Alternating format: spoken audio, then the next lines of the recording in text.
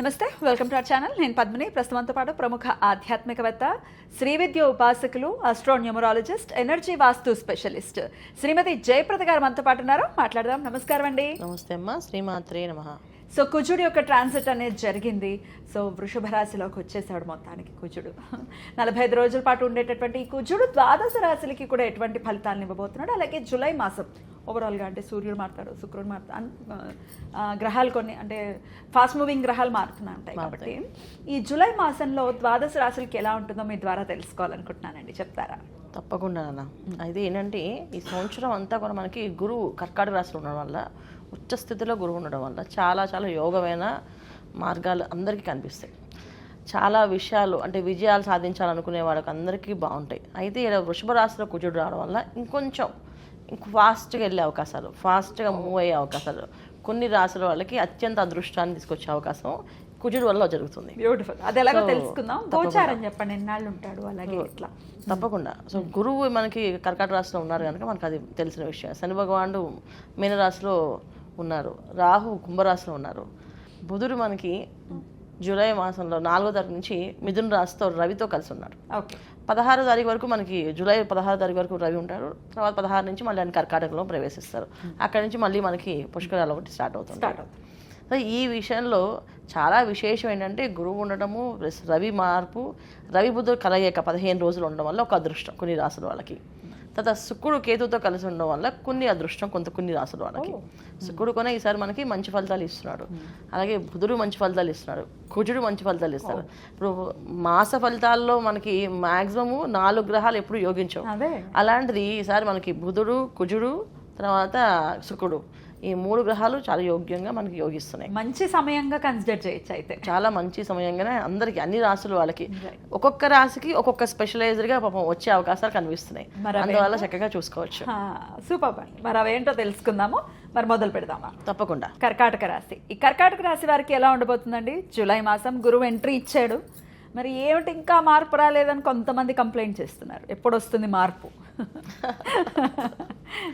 ఎక్కడైనా సరే పెద్దవాళ్ళ ఇంటికి వచ్చినప్పుడు చాలా ఒబీడియంట్గా నిదానంగా వాళ్ళు కూర్చుని స్థిరంగా, అప్పుడు వాళ్ళ దగ్గర మనం బుద్ధిగా కూర్చుంటే అప్పుడు వాళ్ళ ప్రవచనం మొదలు పెడతారు మనకి. అంతే కదా. మన ఇంటికి ఒక స్వామీజీ వచ్చినా, ఒక మాతాజీ వచ్చినా, లేకపోతే గురువులు వచ్చినా వాళ్ళు ఏం చేస్తారు, ఫస్ట్ వాళ్ళు కూర్చోబెట్టి వాళ్ళకి అన్ని కార్యక్రమాలు మనం చేసిన తర్వాత వాళ్ళు మన అబ్జర్వేషన్ చేస్తారు. అంటే మనం వినే స్థాయిలో ఉన్నామా, ఏదో రిసీవ్ చేసుకునే స్థాయిలో ఉన్నామా చూస్తుంటారు. అలాగే కర్కాటక రాశిలో గురువు రాగానే జరుగుతుంది. సో వచ్చే స్థితిలో ఉన్నారు కదా, టైం తీసుకుంటారు ఆయన. ముందు మన ఆలోచన విధానాన్ని ఫస్ట్ ఆయన ఫిల్టర్ చేస్తారు. ఇక్కడ ఏంటంటే పెద్దవాళ్ళు మనకి చిన్నప్పటి నుంచి చెప్పిందండి, మంచి తెలుసుకోవాలి అంటే కాస్త ఓర్పు ఉండాలి, ఓపికగా ఉండాలి.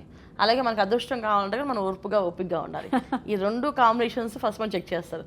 మనకు ఇప్పుడు దాకా కర్కాటక రాశిలో చేసే ఏవైతే ఉన్నాయో, ద్వితీయ స్థానంలో కేతు ఉండడం వల్ల చాలా విషయాలు మనకే తెలియకుండా స్తబ్బించి అలా ఆలోచించకుండా అలా ఉండిపోతున్నాం. ఎందుకంటే ఏం చేసినా మనకి అన్ని రివర్స్ అవుతున్నాయి. చేస్తే అవుతుందో అవుతుందో తెలియదు. వీళ్ళు ఇన్ని చెప్తున్నారు కానీ అందులో ఒకరికి అవ్వట్లేదు. ఎందుకంటే ద్వితీయ స్థానంలో కేతు ఉండడం వల్ల జనరల్గా మనకి ఆలోచన విధానం మనం ఒకటి చేసినా అది అలాగే వెళ్ళిపోతుంది, వైరాగ్యానికి తీసుకెళ్తుంది.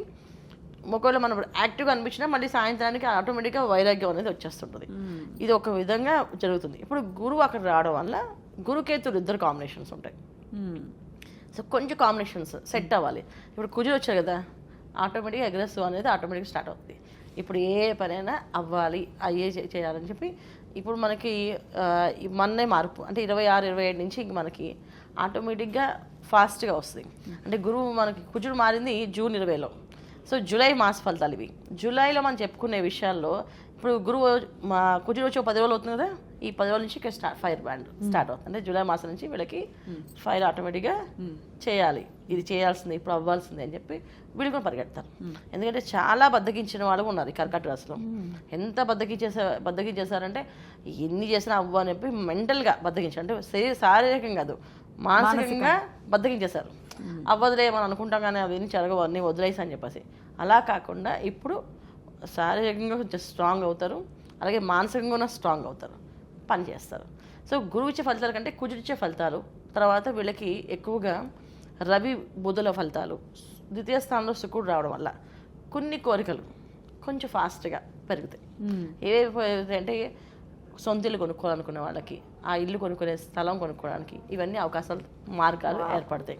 అయితే జాతకంలో యోగం ఉందంటే ఖచ్చితంగా వచ్చేస్తాయి.